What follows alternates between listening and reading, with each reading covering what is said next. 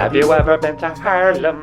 Have you ever been hanging with the hard men, hoofing back Heinekens, having a merry old time in the middle of the medieval city of Haarlem? So, welcome to the Grote Market, the big market.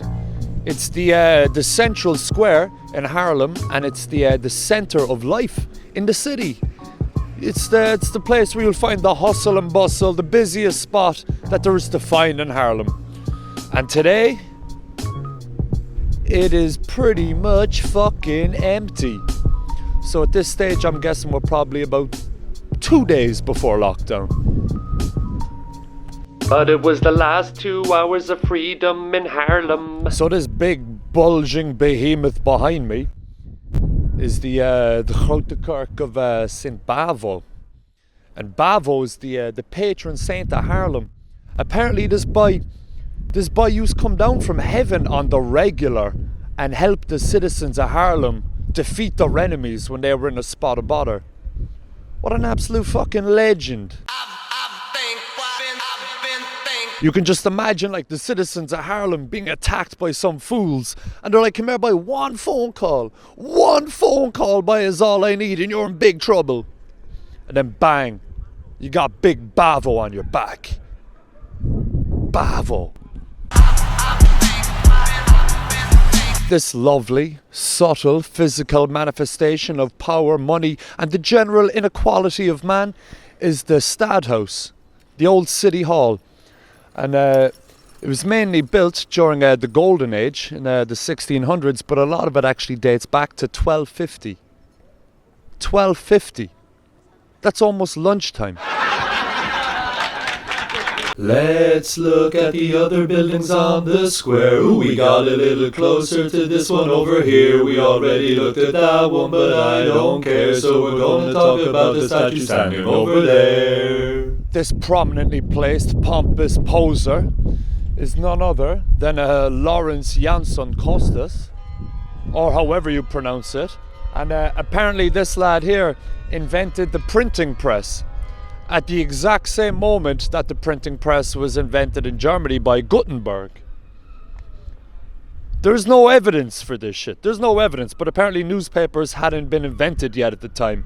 Very convenient. As I dived ever deeper into the sticky, sweaty underbelly of Haarlem's history, I found myself faced with more sweaty questions and existential angst. I couldn't tell what was real anymore. Was the statue real? Were the buildings real? Am I real? Is the worrying growth on my testicles real? And should I get it checked? So many questions. So many questions. So essentially what we're looking at here is a centrally located iron memorial to a widely debunked conspiracy theory. The fuck is going on, Haarlem? Come on. It was about that time I decided to find a drugstore. I don't know if it was the medieval architecture, all that pointing, or all the damn lies, but something in Haarlem was making me sick. Gesloten. Closed, do you? The old Corona, is it? Yeah, shite. This drugstore has been open since 1849. And back in the day, before commoners could read, they used to stick big elaborate heads up over the doors so you knew which shop you were going into.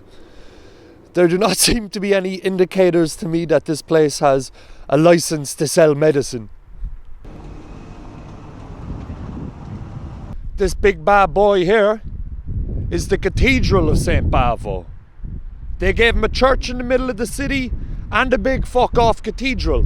Bavo, like, they love Bavo. They can't get enough of Bavo in Haarlem. Everybody's talking about Bavo. Bavo. Bavo, Bavo, patron saint of the mad yo, descending from heaven whenever his friends are in trouble, another fiasco. Bavo, Bavo, MDMA and a spa road. You step to this man, you be getting the back of the hand. Are you having a laugh? No. Bavo, Bavo, the bitches he bangs say bravo. Whenever he's out at a party, he's on the guitar banging out desperado. Bavo, Bavo, macho man full of bravado. I heard that he learned how to fight on a Saturday night in a nightclub in Glasgow. Bavo, Bavo, Spanish call him a bastardo. He's on Instagram with his dick in his hand and he's going bananas like Rambo. Bavo, Bavo, always returning the salvo. Whenever the enemy threatens, he's there with a weapon, except when it was the Gestapo. Back in the day, Haarlem used to actually be known for its beer. There was over 100 breweries in town. So yeah, that's a pretty saucy city. And the boys used to actually make the beer with the water directly from the canals. Dirty fucking heathens. As the city got busier and the canals got dirtier and smellier, they moved production to just outside the city. There was a lake to the west of the city. And then to transport the beer back into town, the logistical boys, they actually made a new canal especially for bringing beer into the pissheads of Haarlem. And it's this one right behind me here, the Brouwersvaart, essentially like the Brewers Canal. They built a canal especially for beer. Bring the beer from over there and give it to the pissheads waiting in here. So this canal actually stretches for a distance of indeterminate length all the way to the lake to the west of the city, and it was just to bring the beer into town. I mean, you gotta hand it to the Dutch. I mean, they get the fucking job done, but what a bunch of fucking pissheads. Hey, pers jongen, pers! Pers!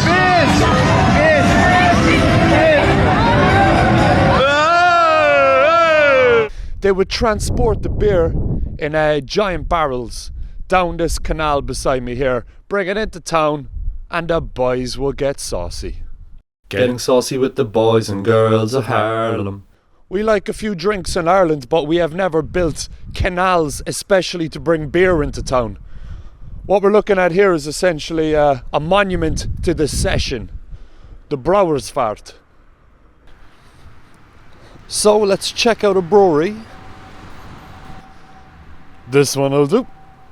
Just before we pop in, I think I'm going to have to take a closer look at this over here. Oh man, this might be the saddest graffiti I've ever seen. Oh my god. I've never seen Batman looking so sad. He's a sad man. Tell me, what did he do to you? As I was saying, this is the Joppe brewery. And I've gotten smashed on their sauce before, so I said we may as well come and check out the source of the sauce. Joppe is the Dutch word for a giant barrel they use to transport the beer in. And as soon as these children are gone, we'll pop in. Now it's safe for me to pass.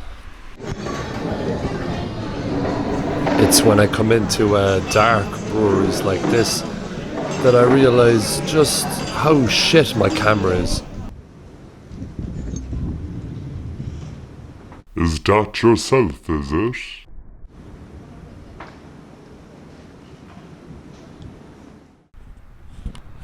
Ah yeah, that is much better.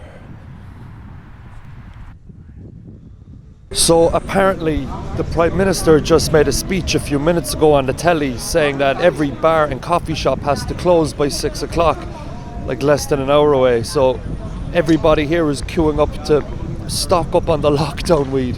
Jesus Christ, I'm gonna have to join this queue as well. Where are the trains? What the fuck is going on?